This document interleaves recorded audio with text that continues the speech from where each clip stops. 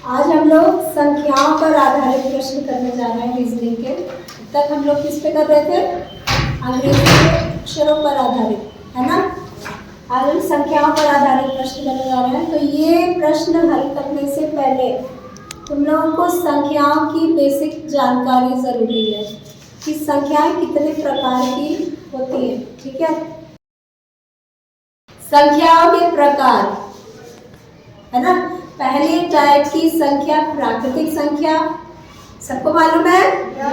कौन सी संख्या होती है प्राकृतिक? एक से अनंत तक, जिसे गिनती की संख्या भी कहते हैं। दूसरी है पूर्ण संख्या, वो क्या होती है?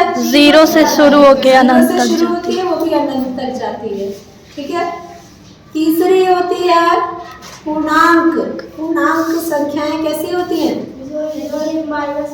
जिसमें ऋणात्मक संख्याएं भी होती है, 0 भी होता है, धनात्मक संख्याएं भी होती है, और ये दोनों तरफ अनंत तक जाती है। ऋणात्मक की तरफ भी और धनात्मक संख्याओं की तरफ भी अनंत तक जाती है। ठीक है। उसके बाद आती है सम संख्या, वो कैसी होती है? जोर से बोलो। जो दो के पहाड़े से कट जाए। ठीक है। विषम संख्या क्या होती है? जो 2 के पहाड़े से ना कटे। अभाज्य संख्या क्या होती है? सिर्फ एक से और खुद से, स्वयं से, जो सिर्फ एक के पहाड़े में या स्वयं के पहाड़े में आए, उसको हम अभाज्य संख्या कहते हैं। ठीक है। 1 से 100 तक के बीच में कितनी अभाज्य संख्याएं हैं? किसी को मालूम है? 25। 25। अब एक टेबल बनाना जिसमें सारी 1 से 100 तक की अभाज्य संख्याओं को निशान लगा के लेके आना। ठीक है। Yes ma'am. उसके बाद होती है भाज्य संख्या। भाज्य जो किसी से भी कट जाए, है ना, अपने अलावा अन्य नंबरों से भी वो कट जाए, तो वो होगी भाज्य। उसके बाद तुम लोगों को ये भी पता रखना होगा कि संख्याओं का 1 से लेकर 20 तक की संख्याओं का वर्ग क्या होता है, उसको याद कर लेना टेबल की तरह। और 1 से 20 तक की संख्याओं का घन क्या होता है। ठीक है। अगर याद रहेगा तो ये प्रश्न हल करना आप लोगों के लिए आसान होगा। ठीक। पहला प्रश्न लिखते हैं हम। इसके 4 विकल्प, इसमें चारों विकल्प में से एक अलग पद छापना है हमको, जो सबसे अलग है। 3 कुछ समानता लिए होंगे और एक पद जो होगा वो सबसे अलग होगा, उसी को हमको निकालना है। ठीक है। पहला ऑप्शन है 21, दूसरा 19, तीसरा 23 और चौथा 17। अब इसमें क्या तुमको समानता दिख रही है चारों संख्याओं में? 21 कटता है, 19, 23, 17 नहीं कटते हैं। Very good. 21 जो है वो कट जाता है, यानी कि ये कैसी संख्या है? भाज्य। इस पहाड़े से कटती है, 6 से 7 से कटती है। ठीक है। और बाकी सारे ऑप्शन जो है ये क्या है? अभाज्य संख्याएं, प्राइम नंबर्स हैं। क्या है?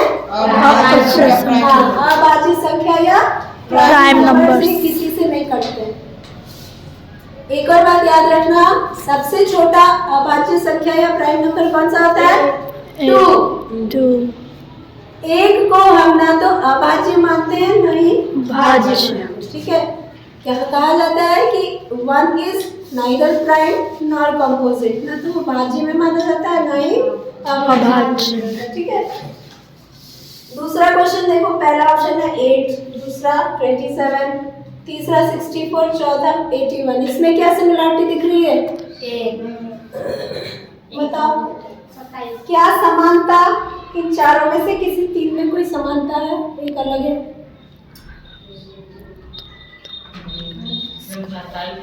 27 क्या?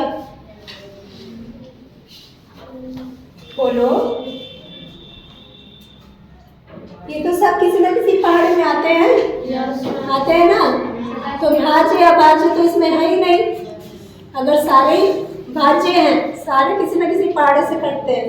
ये 2 से कट जाएगा, ये 3 से, 9 से कटेगा, ये 2 से, 4 से, ठीक है, 8 से, ये 9 से। तो सब भाज्य संख्या है। तो भाज्य अभाज्य का अंतर इसमें नहीं है। हमको क्या इसमें देखना है? वर्ग और घन में से क्या देखना है? वर्ग और घन में से कुछ देखना है। बताओ, हिंट दे दिया, बोलो। मैम घन। ये क्या है? 8 क्या है? 1 4 नहीं 2 का घन है, 3 का घन है, 4 का घन, किसका घन है बताओ। मैम 2 का। मैम 2 का घन है। 2 2 जा 4 2 जा 8, 2 का घन 8। 27 किसी का घन है, 3 3 जा 9 9 3 जा 27। तो ये 2 का घन है, ये 3 का घन है, ये 4 का। 4 का घन है, 4 4 जा 16 और 16 4 जा 64। और ये 9 का घन है, नहीं वर्ग है। ये वर्ग है, ये 9 का वर्ग है। तो क्या अलग हुआ, 3 संख्याएं घन है और चौथी संख्या वर्ग है। तो ये हो जाएगा तुम्हारा आंसर। इसमें बताओ वर्ग और घन पर आधारित है, बताओ क्या लगेगा इसमें। 27 125 121 216।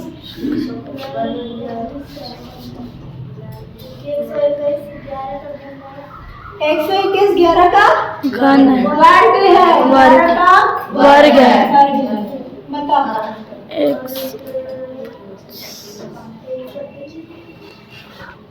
125 5 का वर्ग है। 5 का घन है, घन 5 का घन है। 27 3 का क्या घन ये क्या है 216 नहीं मालूम। 6 का घन है। अब इसमें एक संख्या है जो वर्ग है, बाकी तीनों तो अलग कौन सी हो गई। अब इसमें देख लो लास्ट वाला है 1, ये 1 dash 1 dash 1 2 dash 4 dash 8 4 dash 16 dash 64 और 6 डैश 36 डैश 210। इसमें क्या संबंध लग रहा है तुम लोगों को। पहले तो इन तीनों संख्याओं में भी कुछ संबंध है आपस में, तो उसी के आधार में एक ऑप्शन अलग है। कैसे होगा बताओ। पहले मैं 4 के पहाड़े में 8 2 बार आता है। 4 के पहाड़े में किया है इन दोनों को गुणा करके, है ना, और आंसर आ गया है। अब यहाँ बताओ ये तो है ही, एक का ए से गुणा करेंगे तो एक ही आएगा, है ना। 16 का 4 से गुणा किया तो आ गया 64। इसमें 36 का 6 से गुणा किया तो 210 आया। क्या आएगा 216 आएगा। क्या आएगा 216। ये अलग हो गया ना, तो ये अलग हो गया तो ये तुम्हारा आंसर। ठीक है।